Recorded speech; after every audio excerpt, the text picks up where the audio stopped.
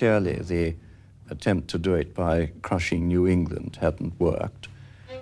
Now, Lord George concluded that what you needed was to reoccupy quite systematically, starting in the south and moving north, and as you went, consolidate the gains by organizing and arming loyalist militias.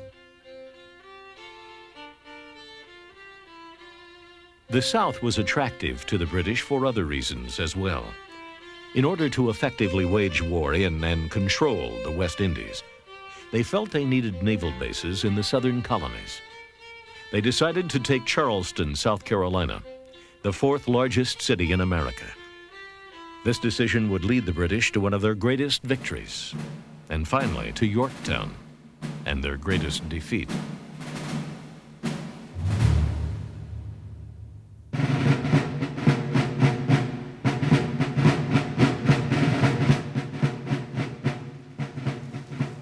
The first step in the British plan to subdue the South and gain Charleston involved the taking of the smaller port city of Savannah, Georgia.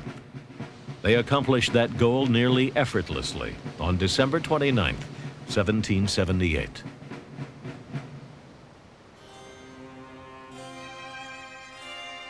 But in September, the Comte d'Estaing with 4,000 French troops landed near Savannah to join a much smaller American force under Massachusetts General Benjamin Lincoln in an attempt to regain the city. The French commander treated Lincoln as an inferior. Their Allied siege was a disaster, resulting in over 1,200 casualties. D'Estaing would return to the West Indies. The rebels would head to Charleston.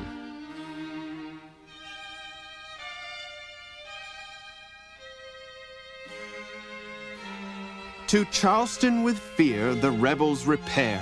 D'Estaing scampers back to his boats, sir, each blaming the other, each cursing his brother, and may they cut each other's throats, sir. A Loyalist Ballad, 1779.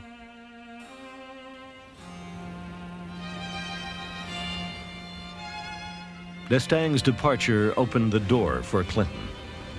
At the end of 1779, he sailed from New York for Charleston. By the end of April 1780, he had the entire Southern Army trapped there and bombarded them at will. Fatigue was so great that for want of sleep, many faces were so swelled they could scarcely see out of their eyes. General William Moultrie.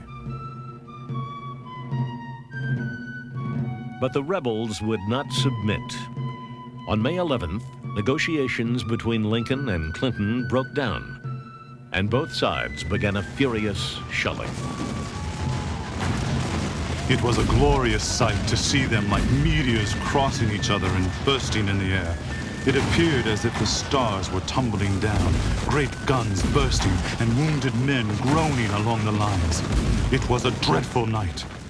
It was our last great effort, but it availed us nothing. General William Moultrie. It was the largest rebel surrender of the war, the 2,500-man Southern Army and 800 militia.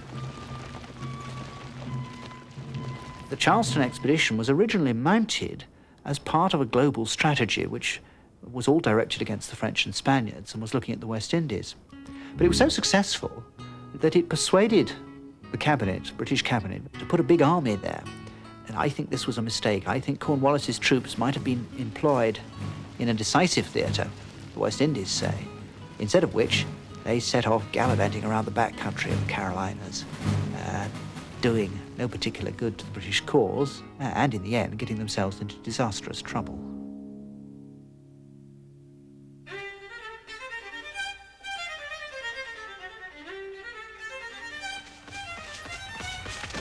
For the next year, the British just ran through the South. They lost a little battle here or there, but by and large, they were winning the war because they had the most fearsome cavalry officer of the war on their side. His name was Banastre Tarleton. And this man had an outfit called the British Legion, about 400 men, half on horseback, half on foot. And when he wanted to get his foot soldiers someplace in a hurry, they'd ride 2 men to a horse.